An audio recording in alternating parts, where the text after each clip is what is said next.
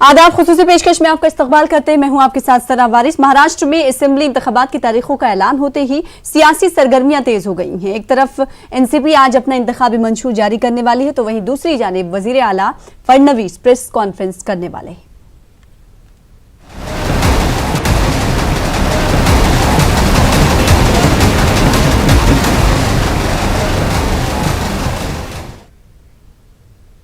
महाराष्ट्र में असेंबली इंतखाबात की तारीखों का ऐलान होते ही सियासी सरगर्मियां तेज हो गई हैं। आज एनसीपी महाराष्ट्र असेंबली इंतखाबात के ताल्लुक से अपना इंतखाबी मंशूर जारी करने वाली है। साथ ही एनसीपी इस बात का भी इंकशाफ करेगी कि फडणवीस हुकूमत तरक्की के नाम पर किस तरह आवाम को गुमराह कर रही है। आज के प्रोग्राम में एनसीपी सरबराह शरद पवार, जयंत पाटिल समेत पार्टी के कई बड़े लीडरान मौजूद रहेंगे। उम्मीद की जा रही कि मंशूर में किसान, रोजगार और तालीम जैसे मुद्दों को ज्यादा अहमियत दी जाएगी। वहीं दीगर पार्टियां भी सरगर्म हो गई हैं। बीजेपी भी आज प्रेस कॉन्फ्रेंस करने वाली है। और आपको इसी के साथ ही बताते हुए चले कि गुज़िश्ता दिनों प्रेस कॉन्फ्रेंस कर इलेक्शन कमीशन ने तारीखों का ऐलान किया है और 21 अक्टूबर को वोटिंग होने वाली है महाराष्ट्र में और 24 अक्टूबर को रिजल्ट आना है। वसीम हमारे साथ, हमारे नुमाइंदे जुड़े हुए हैं मुंबई से, क्योंकि महाराष्ट्र में इंतखाबी सरगर्मियां उरूज पर हैं और आज एनसीपी अपना मैनिफेस्टो जारी करने वाली है। बताइएगा वसीम कि आज एनसीपी की जानिब से कितने बजे मैनिफेस्टो जारी किया जाने वाला है और इस मैनिफेस्टो में क्या कुछ खास तवज्जो एनसीपी देगी। वहीं अगर बात बीजेपी की जाए तो बीजेपी आज प्रेस कॉन्फ्रेंस करने वाली है। जरूर, जिस तरह से चुनाव की तारीख की घोषणा हुई उसके बाद सभी राजनीतिक पार्टियां अपने अस्तित्व को बनाने और सत्ता पाने के लिए पूरी तरह से कोशिश कर रहे हैं। चुनाव लगने के बाद पहली बार ऐसा हो रहा है कि मुख्यमंत्री प्रेस कॉन्फ्रेंस करने जा रहे हैं, यानी कि तारीख होने के बाद। तो ये प्रेस कॉन्फ्रेंस काफी अहम मानी जा रही है। जिस तरह से केंद्र सरकार और राज्य सरकार ने काम किया है, उन कामों का उल्लेख पत्रकारों के सामने किया जाएगा और जनता तक पहुंचाने की कोशिश यहाँ पे की जाएगी। तो सबसे बड़ी पहल मुख्यमंत्री की तरफ से ये की जा रही है। देखा गया है कि पिछले कुछ दिनों से जिस तरह से शेयर मार्केट गिर रहा है और जिस तरह से वित्त मंत्री ने घोषणा की, उसके बाद कहीं ना कहीं राहत जरूर मिल रही है शेयर मार्केट के। ये भी एक मुद्दा हो सकता है कि किस तरह से बिजनेसमैन को अपनी ओर आकर्षित करना है, इसे भी ध्यान में रखा जाएगा। तो मुख्यमंत्री ऐसे कई बड़े जो योजनाएं जो राज्य सरकार और केंद्र सरकार की हैं उसके बारे में मीडिया को जानकारी देंगे। और जहां तक एनसीपी की बात करें तो आज 2 बजे के करीब उनकी जो मैनिफेस्टो है वो लोगों के सामने आने वाले। उन्होंने कई ऐसे मुद्दे बनाए, खास करके उनका जो लक्ष्य रहा है किसानों की तरफ रहा, किसानों की कर्ज माफी हो, या जिस तरह से दिखा किसानों को अब तक कई ऐसे इलाके हैं जहां पे सूखा है और उसकी वजह से किसानों को राहत नहीं मिल पा रही। जिस तरह से सरकार की तरफ से कर्ज माफी को लेकर भी ऐलान किया गया था, लेकिन वो क्या कर्ज उन तक पहुंचा है, इन सभी बातों का उल्लेख किया जा रहा है। और साथ ही जिस तरह से डेवलपमेंट की जो बात बीजेपी की तरफ से की जा रही है, तो उन डेवलपमेंट में कितना अब तक हो पाया है या नहीं हो पाया है और कौन से ऐसे मुद्दे हैं जिन्हें अभी तक नहीं सरकार कर पाई है, महज सिर्फ वादे करे। तो उन पहलुओं को ध्यान में रखते हुए एनसीपी की तरफ से करीब 2 बजे उनका जो मैनिफेस्टो है वो जारी किया जाएगा। जी जाहिर सी बात है। तो लगातार इंतखाबी सरगर्मियां जो है उरूज पर है महाराष्ट्र में, क्योंकि 21 अक्टूबर को यहां पर वोटिंग होनी है। ऐसे में तमाम सियासी पार्टियां जो है सरगर्म हो गई हैं और अपने अपने तरीके से वोटरों को लुभाने की कोशिश भी करने वाली हैं, क्योंकि मंशूर आज जारी किया जाने वाला है एनसीपी का। वहीं बीजेपी भी प्रेस कॉन्फ्रेंस करने वाली है। प्रेस कॉन्फ्रेंस के हवाले से आपसे सवाल करेंगे, लेकिन उससे पहले एनसीपी के हवाले से अगर बात कर लें वसीम, तो हमने देखा है कि कई खास चीजों पर तवज्जो मरकूज करने वाली है एनसीपी, जिसका आपने जिक्र किया। लेकिन अगर चैलेंज की बात की जाए महाराष्ट्र असेंबली इंतखाबात में एनसीपी के लिए, तो हमने देखा है कि कई बड़े लीडर एनसीपी का पाला बदलकर दूसरी पार्टी में गए। क्या एक बड़ा चैलेंज एनसीपी के लिए रहेगा? एनसीपी के लिए सबसे बड़ा चैलेंज माना जा रहा है, क्योंकि देखा गया है पिछले कुछ दिनों में बीजेपी और शिवसेना में एनसीपी के कई बड़े नेता शामिल हो चुके हैं। ऐसे वक्त में उन्हें अपने सहयोगी पार्टी कांग्रेस के साथ गठबंधन भी करना है और अपने अस्तित्व को बचाकर भी रखना है। पिछले चुनाव के मुकाबले इस बार जो चुनाव होने वाले हैं, इस चुनाव से पहले ही हमने देखा है कि एनसीपी प्रमुख शरद पवार को बाकायदा निकलना पड़ रहा है महाराष्ट्र दौरे पे और आपके पास लौटेंगे, इस हवाले से पूरी तफसील लेंगे वसीम। लेकिन इस बीच एनसीपी लीडर नवाब मलिक साहब हमारे साथ खुद जुड़ चुके हैं, उनसे जानने की कोशिश करेंगे कि जो आज मैनिफेस्टो जारी किया जाने वाला इंतखाबी मंशूर, उसमें क्या कुछ खास वादे करने वाली है एनसीपी अवाम से। आपका इस्तकबाल करते हैं नवाब मलिक साहब। सबसे पहले आप ये बताएं कि आज जो इंतखाबी मंशूर आप जारी करने वाले हैं, इनमें किन किन चीजों को जगह दे रहे हैं और क्या तरजीहात में आपके शामिल हैं? देखिए, ऐसा मंशूर तो 2 बजे जब हम शायद करेंगे, लोगों के सामने लाएंगे, तो चीजें उसमें से आएगी।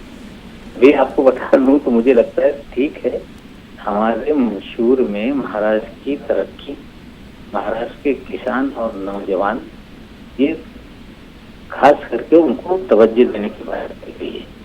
अकलियतों के लिए बात की गई है, जो गरीब है उनकी बात की गई है। बहुत सारे है मुद्दे जिनको हमने आगे रखने के लिए मंशूर बनाए हैं। जहाँ तक सवाल है कि एनसीपी का, अभी मैं सुन रहा था कि बड़े नेता चले गए, जो डरपोक थे वो चले गए, लालची चले गए। लालची और डरपोक के साथ लोग आवाम खड़ी नहीं होती जी। हमें लगता है कि जिस तरह से कश्मीर को लेकर भारतीय जनता पार्टी प्रचार कर रही है, जो उस महाराष्ट्र की सरकार है वो किसान के मोर्चे पे, नौजवान के मोर्चे पे, बेरोजगारी के मोर्चे पे, तरक्याती कामों के मोर्चे पे पूरी तरह से फेल हो गई है। इन 5 सालों में एक भी ऐसा प्रोजेक्ट नहीं जो इन्होंने लॉन्च किया जिसका कहीं न कहीं संग बुनियाद रखा और वो पूरा हुआ है। जी। हमारे कामों का फीता काट काट के प्रचार किया जा रहा है, जमीनी हकीकत और है और प्रचार कुछ और हो रहा है। कश्मीर को लेके गलतफहमी पैदा की जा रही है। मुख्यमंत्री बोल रहे हैं कि मोदी साहब ने कश्मीर को इस मुल्क के अंदर शामिल कर लिया, तो क्या जम्मू कश्मीर की सरकार जो महबूबा के साथ चल रही थी वो कौन से देश में चल रही थी? ये जो जितेंद्र सिंह इनके मिनिस्टर हैं मोदी साहब के कैबिनेट में, वो किस मुल्क से चुनकर आए हैं? अमित शाह बोल रहे हैं कि तिरंगा पहली बार हिंदुस्तान में फहरा कश्मीर में, पहले दिन से तिरंगा फहराया जा रहा है, लेकिन आरएसएस के मुख्यालय में तो 50 साल तक तिरंगा फहरा नहीं। अमित शाह कह रहे हैं कि एक गोली चली नहीं 70 दिन में, तो 70 दिन। नवाब मलिक साहब, आप हिंदुस्तान की बात कर रहे हैं। ह्यूस्टन के प्लेटफॉर्म से भी वजीर आजम नरेंद्र मोदी ने कहा कि कश्मीर में सब कुछ ठीक है, हिंदुस्तान में सब कुछ ठीक है। नहीं ठीक है, तो कर्फ्यू क्यों लगा हुआ है? हम ये चाहते हैं कि बताएं ना, गोली नहीं चली तो कर्फ्यू क्यों लगा हुआ है? ठीक है, आप बीजेपी पर निशाने साधने के लिए हम आपसे सवाल नहीं कर रहे। नवाब मलिक साहब, आपकी पार्टी के हवाले से ये सवाल कर रहे हैं कि आप किन किन चीजों पर खास तवज्जो रखने वाले हैं। कुछ मंशूर की बड़ी बातें जो आज आप करने वाले हैं। क्यों डर रहा है चैनल, क्यों डर रहा है? जब देश की बात हो रही है, बीजेपी के खिलाफ बोलेंगे तो आप बोलेंगे। बिल्कुल बोलिए, हम खुद सवाल करते हैं, नवाब मलिक साहब। लेकिन अभी हमारे सवाल का मकसद ये है कि एनसीपी के मंशूर के हवाले से आपसे मैं सवाल करूं। महाराष्ट्र में बदलाव होगा, बीजेपी की नाकामियां है, आवाम जानती है, और महाराष्ट्र में बदलाव होगा। कश्मीर के पीछे महाराष्ट्र की सरकार छुप नहीं सकती। महाराष्ट्र सरकार तो कहती है कि हम हर महाज पर कामयाब हुए हैं, और आपकी तरफ से कहा जा रहा है कि नाकाम हुई। कौन कौन सी ऐसी बड़ी नाकामियां हैं? अगर बात किसानों की कर ली जाए, क्योंकि किसान आत्महत्याएं कर रहे हैं लगातार, क्या इस हवाले से आपकी पार्टी कुछ राहत देने वाली है किसानों को? हम पूरी तरह से कर्ज माफ करेंगे। 16,000 किसानों ने आत्महत्या किया है।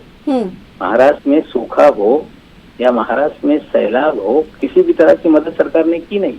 इन 5 सालों में सरकार बताए कि एक परियोजना हमने शुरू की, एक हमने काम शुरू किया और पूरा करके उसका फीता काट दिया। हमारे कामों का श्रेय लिया जा रहा है, पूरी तरह से नाकाम है। प्रचार हो रहा है, होने दीजिए। महाराष्ट्र में बदलाव होगा और हम पूरी उम्मीद है कि महाराष्ट्र की आवाम शिवसेना भारतीय जनता पार्टी को इख्तियार से बाहर करेगी। जी। नवाब मलिक साहब, अगर एनसीपी के गढ़ की बात करें तो क्या आपको लगता है कि ये इम्कान है कि वो गढ़ अभी भी मजबूत है? एनसीपी जिन जिन सीटों पर काबिज रही है, वो ही सीटें नहीं बल्कि दिगर सीटें भी हासिल करने में कामयाब होगी इस बार के असेंबली इंतखाबात में?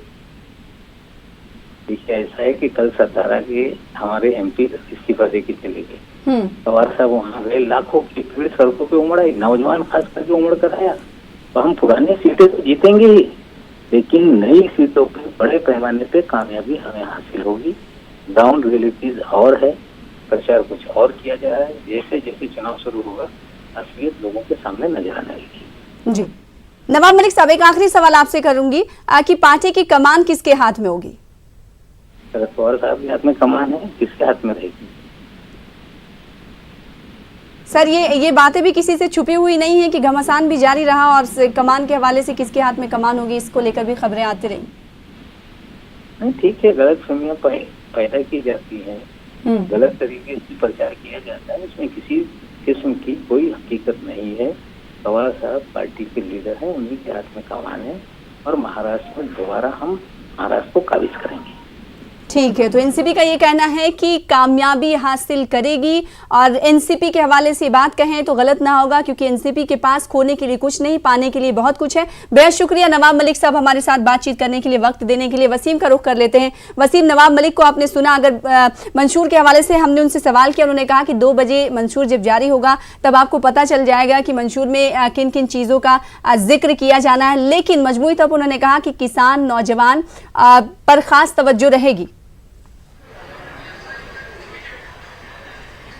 देखिए, जिस तरह से पिछले कुछ दिनों से देखा गया है कि खास करके महाराष्ट्र में किसानों की बात करें तो जिस तरह से सूखा पड़ा है उसे लेकर किसान काफी परेशान नजर आ रहे हैं। कई आत्महत्याएं हैं वो बढ़ी हैं, किसानों को राहत नहीं मिला, इस तरह के इल्जाम अक्सर लगते रहे सरकार पे। और सरकार का दावा है कि इस बार से जितना उन्होंने मदद की है उतना इससे पहले पिछली सरकारों ने नहीं की है। तो किसानों का मुद्दा सबसे अहम मुद्दा है। यही वजह है कि किसानों के लिए बाकायदा सभा एनसीपी की तरफ से की गई है। उनके विरोधी पक्ष नेताओं की तरफ से लगातार किसानों से मुलाकात की जा रही है, उनसे उनकी मजबूरियां जानने की कोशिश की जा रही है, कौन कौन सी तकलीफ है, और वो मैनिफेस्टो में कहीं ना कहीं डालने की कोशिश यहाँ पे की जा रही है। और जिस तरह से मार्केट पिछले कुछ दिनों से जा रहा है, सेंसेक्स नीचे जा रहा है, इसे लेकर भी बेरोजगारी बढ़ी है, ऐसा उनका दावा कहना है। जो उद्योग है मेक इन इंडिया के नाम पे, जिस तरह से मेक इन महाराष्ट्र के नाम पे जो इन्वेस्ट करने की बात थी वो इन्वेस्टमेंट नहीं है। इनका ये भी आरोप रहा है अक्सर कि जिस तरह से आंकड़े बताए जा रहे हैं वो आंकड़े सामने नहीं आ रहे। अगर इस तरह के आंकड़े हैं तो बेरोजगारी क्यों बढ़ रही है? जो वादे किए थे